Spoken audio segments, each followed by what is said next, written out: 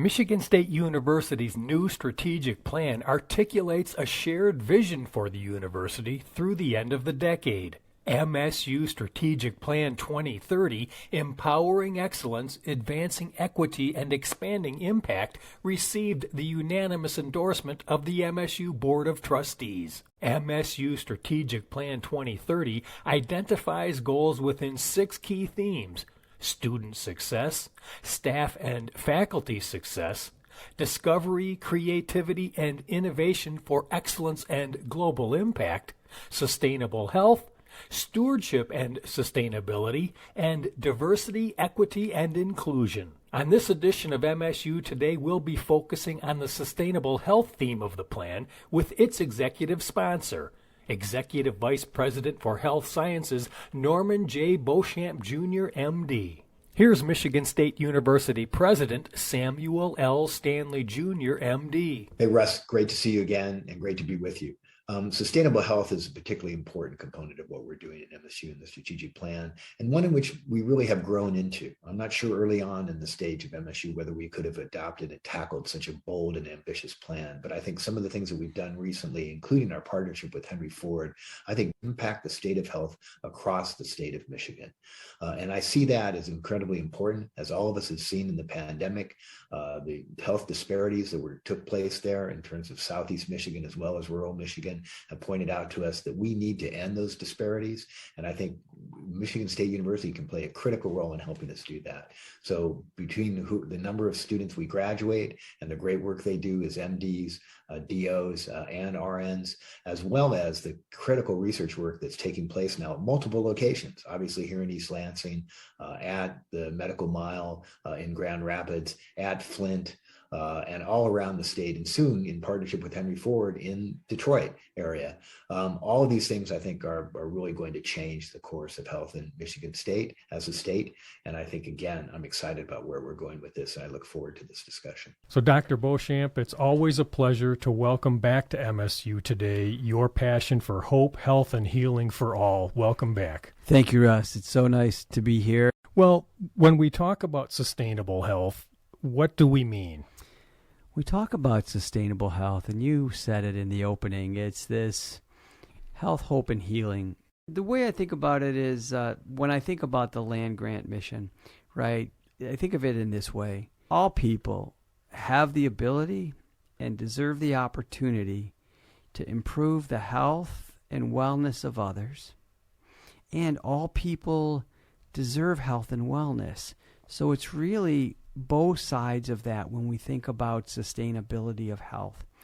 On the input side, it's that for students that want to improve the health of others, Michigan State has to be a place that they want to come to realize that potential.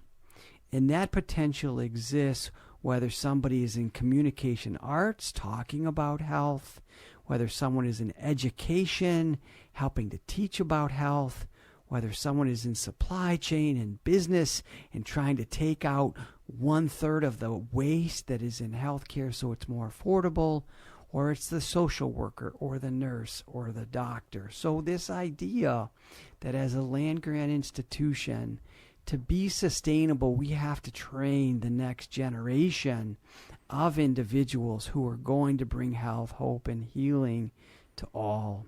It means that we have to create an environment here that thinks about health and wellness and creating that environment on this campus for faculty, staff, and students to do this transformative work that fosters working together. Because if we're going to create this environment for students, we have to also be an environment that maintains it for those delivering on that mission.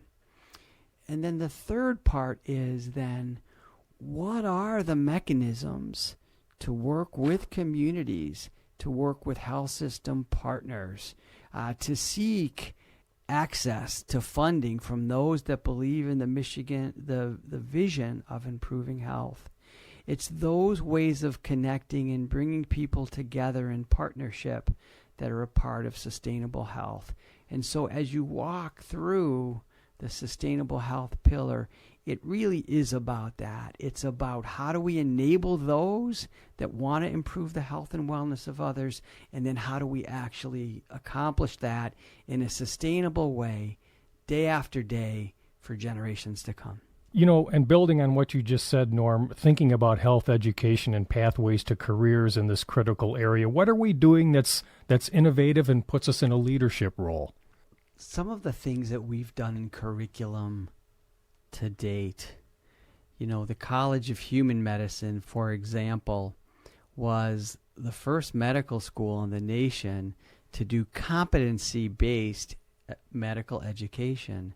What that allows is for students to progress not on some predefined schedule, but based on their ability to learn what's needed to be excellent.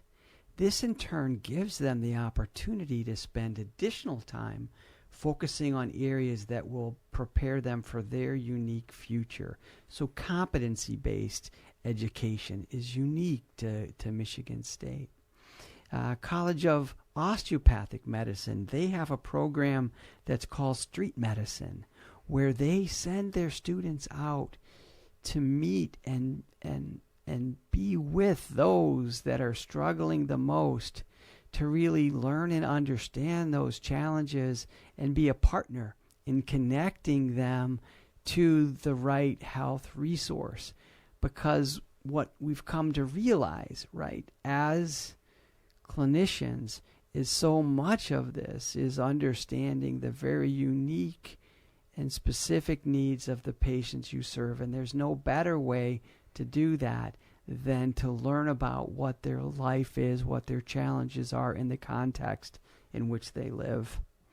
Another really unique thing in our College of Nursing is really this use of simulation training that we've piloted, that is a way to simulate an event and do it with enough repetition so that when such an event actually occurs, the nurse clinician in this case, is uniquely prepared.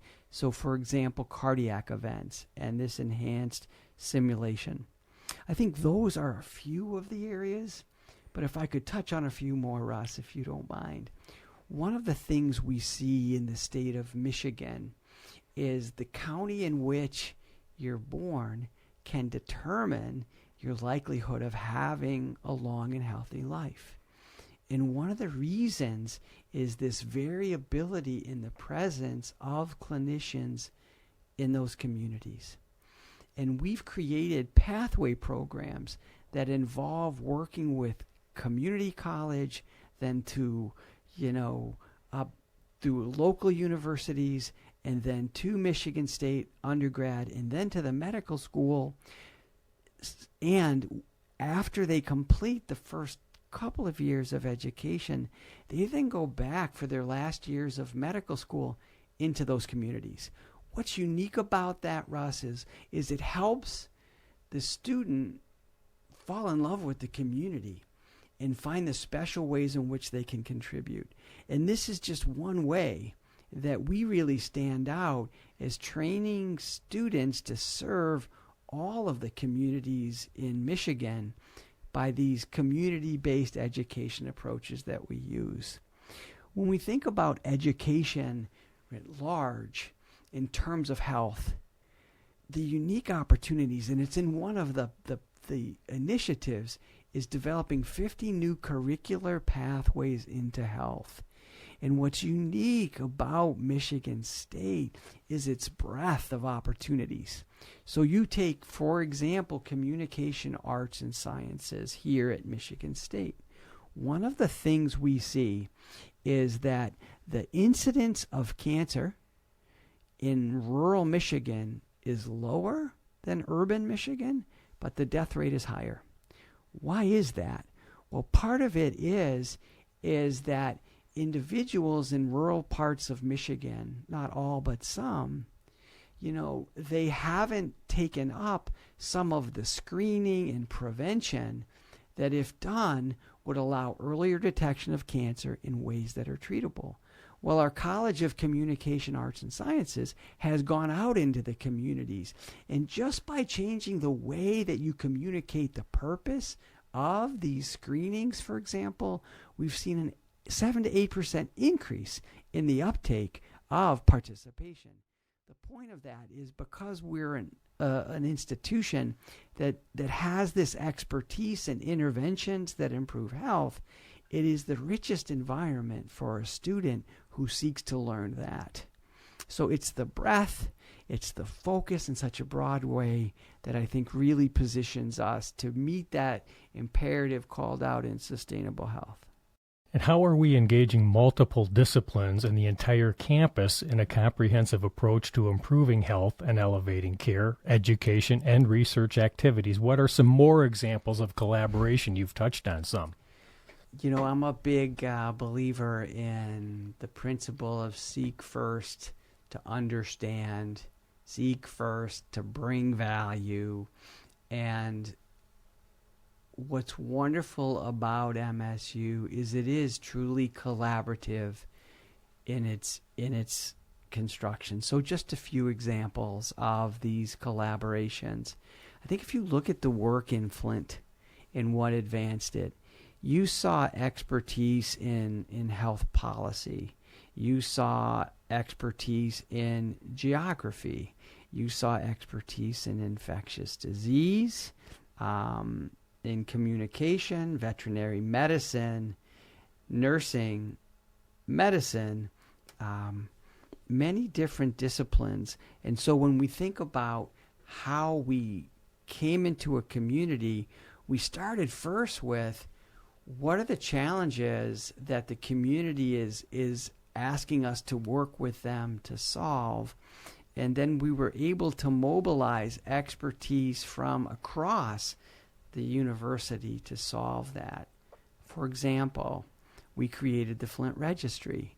The Flint Registry requires biostatisticians, epidemiologists, data scientists, right?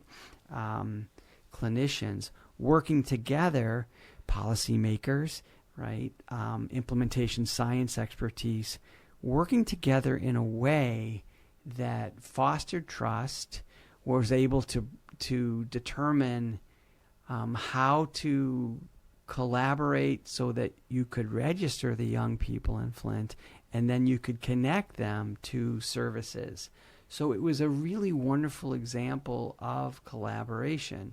You add to that now, our College of Education is also in Flint working side by side, because ultimately education is the best way to really address the social determinants of health. A few other examples is the College of Business is working with the colleges of medicine, and they've created this master's degree in health. And so for students that are on that pathway in medical school, they can take a year to get a degree in business. And as we think about, again, one of the biggest challenges in health is lowering the cost of healthcare, it provides that opportunity. We've done a few things to catalyze this, Russ, and one of the things that we've done is the provost and I came together and we brought together some funds that we will use to help support projects that by definition are across the university collaborative. And we identified and funded 13 different projects. And what was really wonderful about that is that we also made sure that these would be projects that embrace diversity, equity, and inclusion. And by connecting to that, again, you bring better ideas, more collaborations, and the interdisciplinarity of it is also combined in the interdisciplinarity of thought and background.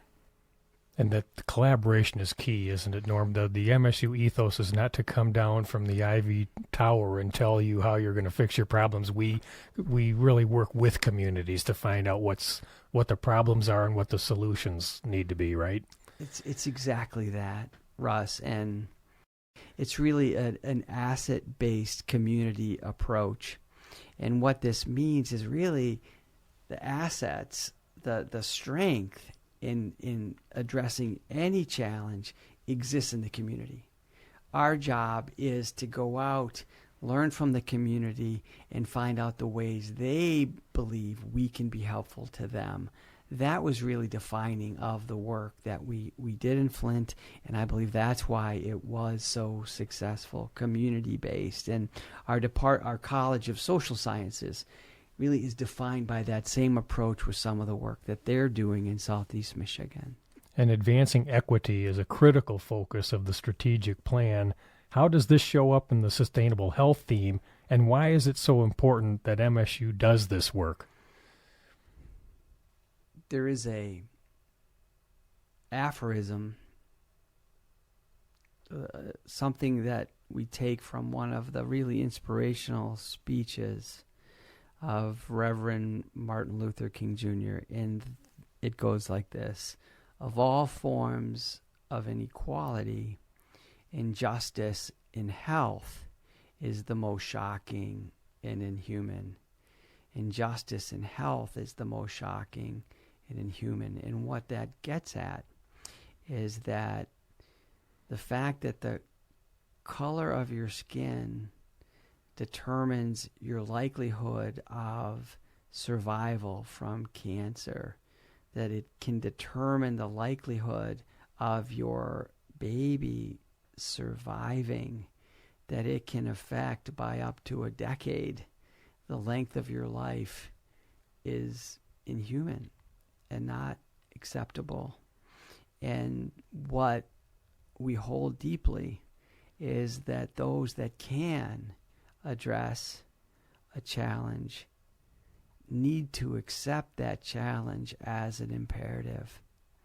And to move the dial on these injustices is going to take partnerships across the university where we mobilize our strengths in virtually every college.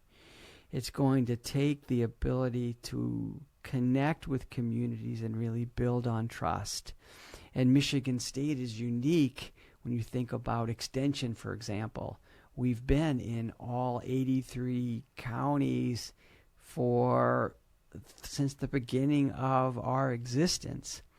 And so much of being able to address a challenge, it starts with trust.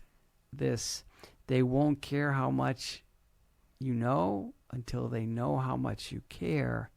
And so there's two parts when I think about answering your question, right? The first, of course, is to accept the imperative. The second is to be able to do the work not defined by simply the breadth of what we know, but by virtue of the trust that we've established and will build on to solve this.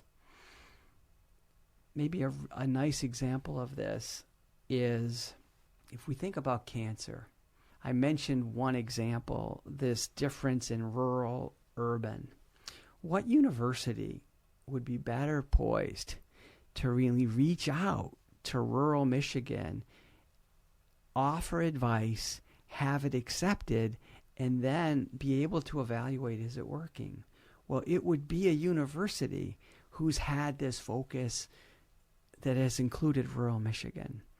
But let's look at clinical trials in cancer.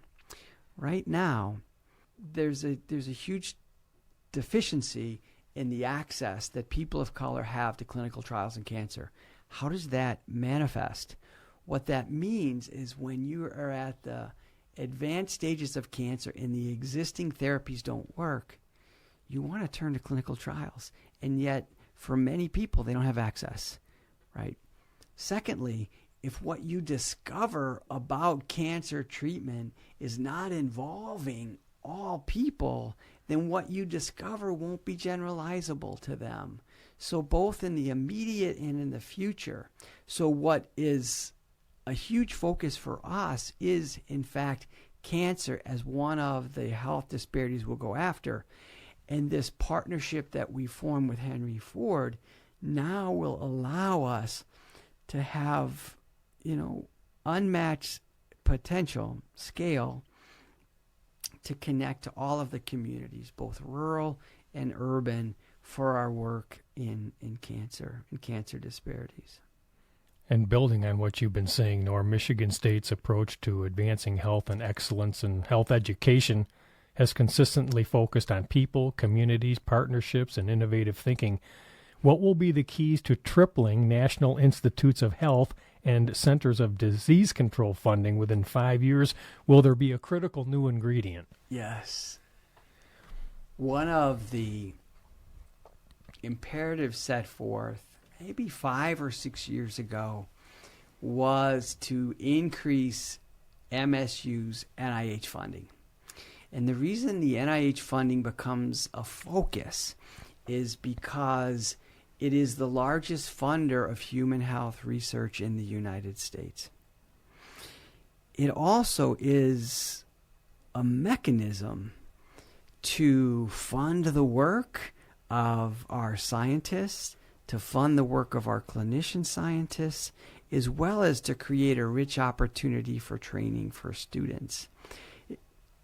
In addition, when we think about social determinants, one of the ways to improve lives is economic development and job creation. And you can look at, as an example, the presence of MSU in Grand Rapids, and it contributes roughly $300 million a year to the community.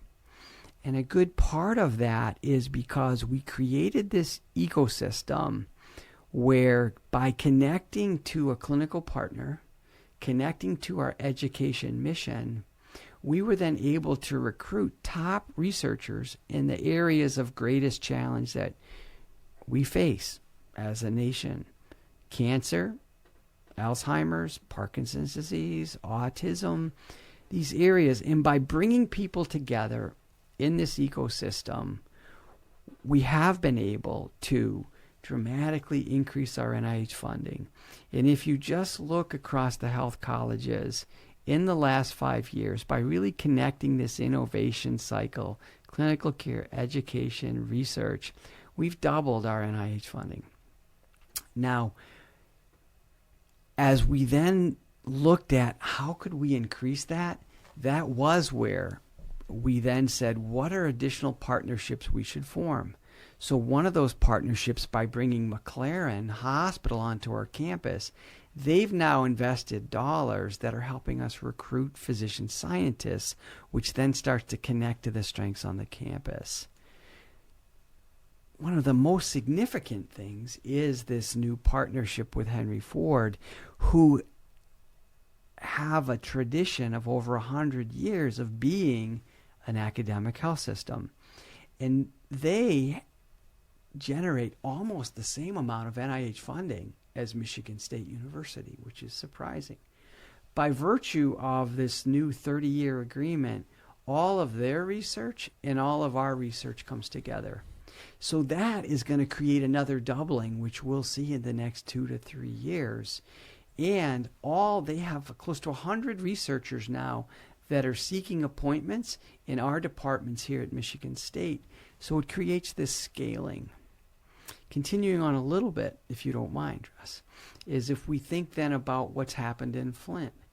One of the things that allows you to grow your research is being able to demonstrate to those that help support you successes that come back to the community, which in turn causes the community to reinvest. So one of the secret sauces, if you will, that you asked about, one is clearly partnership, right? We talked about it in Grand Rapids. We talked about it in Detroit. But it's also a nice example is Flint, where the Mott Foundation created the initial funding for us to recruit scientists to the community that the community helped identify. Last month, we heard from the Mott Foundation that they were going to provide another $25 million to Michigan State for us to recruit additional scientists. And what has happened is that's brought in total combined about $57 million to the community. So I think the secret sauce is, as you would have suggested in the way I asked the question, it's our ability to collaborate internally. It's our ability to partner with other institutions that have similar values of improving health. It's the ability to find win-wins with those partners.